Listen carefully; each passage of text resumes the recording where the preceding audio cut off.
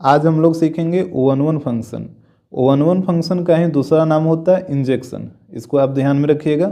O11 function का ही दूसरा नाम होता है इंजेक्शन।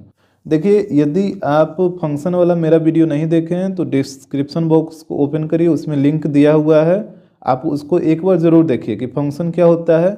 वहाँ पे हम आपको काफ़ी डिटेल में समझाए हैं और एक छोटा वीडियो है 10 मिनट का शायद होगा, तो उसको आप एक बार देख लीजिएगा तो आपको फिर किसी दूसरे वीडियो देखने का ज़रूरत ही नहीं पड़ेगा। तो आप एक बार उसको ज़रूर देखिए। तो आइए हम लोग शुरू करते हैं O11 फंक्शन। तो यहाँ पे पहले हम लोग डिफिनेशन को समझ लेते हैं कि डिफिनेशन क्या बोल रहा है। ध्यान से देखिएगा, यहाँ पे कह रहा है a function F A to B is said to be O11 function or injection if each element of set A have different image in set B. कह रहा है कि एक फंक्शन एफ है जो कि ए से बी की ओर डिफाइन है, इसको आप O11 फंक्शन या इंजेक्शन तभी कहिएगा जब सेट ए के प्रत्येक एलिमेंट का सेट बी में डिफरेंट इमेज हो। और आपको बात समझ में क्या बोल रहा है? सेट ए के प्रत्येक एलिमेंट का सेट बी में डिफरेंट इमेज हो।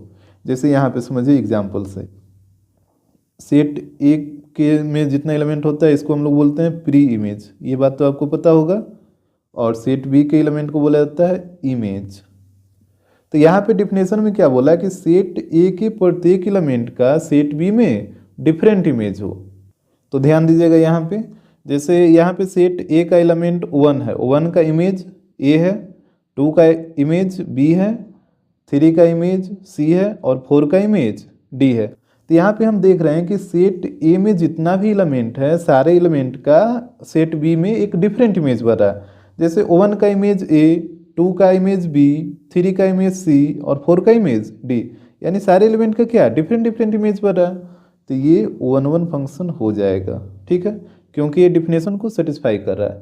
यहाँ पे देखिए सेकेंड एग्जाम्पल, यहाँ पे भी O1 का इमेज ए है, 2 का इमेज बी है, 3 का इमेज सी है और 4 का इमेज डी है। तो यहाँ पे भी आप देख रहे हैं कि सेट ए के सभी एलिमेंट का सेट बी में डिफरेंट इमेज बन रहा है। तो ये भी O11 फंक्शन हो जाएगा, कोई दिक्कत नहीं होना चाहिए।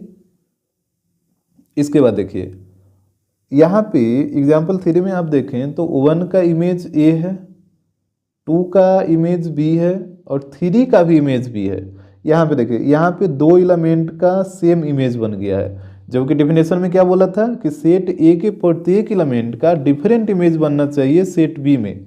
तो यहाँ पे सेट ए का जो दो एलिमेंट है 2 और 3, इसका सेम इमेज बन गया है सेट बी में।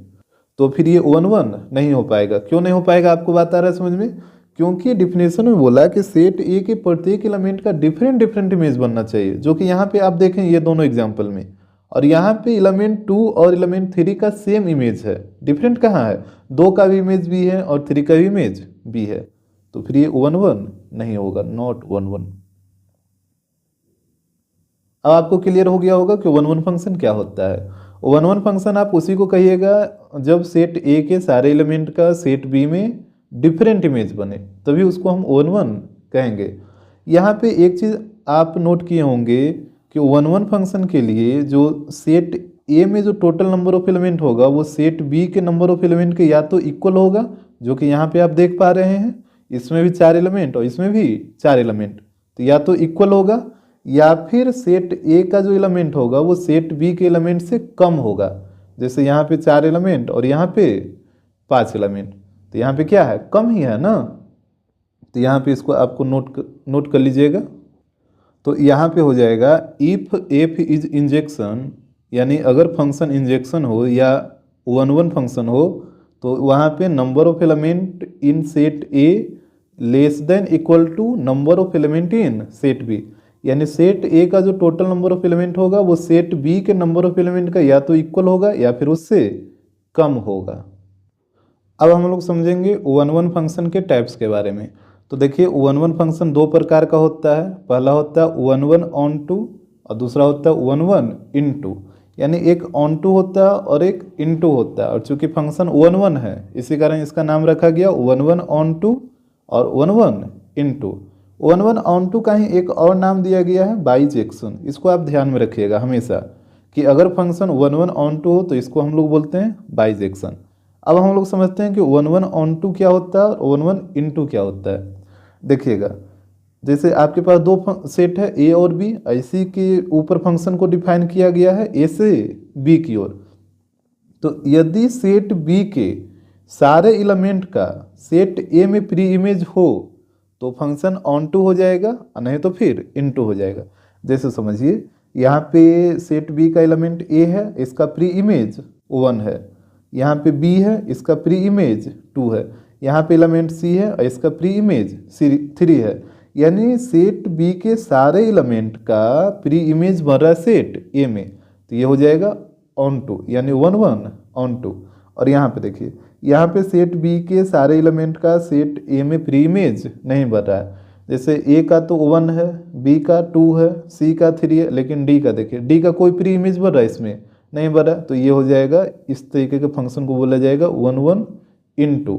यहाँ पे उसी चीज़ को लिखा गया है कि if every element of set be having preimage in set A, यानी अगर सेट बी के सारे एलिमेंट का सेट ए में प्री इमेज है तो 1 1 ऑन टू होगा। और यहाँ पे देखिए, if every element of set B not having preimage in set A, यानी सेट बी के सारे एलिमेंट का यदि सेट ए में प्री इमेज नहीं है तो वो हो जाएगा 1 1 इनटू, जो कि यहाँ पे आप साफ साफ देख रहे हैं कि सेट बी के जो एक एलिमेंट डी है इसका सेट ए में प्री इमेज नहीं है, इसी कारण ये हो गया 1 1 ऑन टू। तो इसको ध्यान रखिएगा।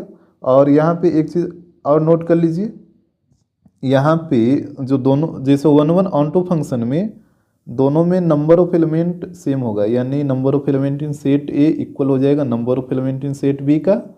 और 1 1 इनटू में number of element in set A less than हो जाएगा number of element in set B, जो कि आप साफ साफ देख रहे हैं, यहाँ पे 3 एलिमेंट है और यहाँ पे 4 एलिमेंट है।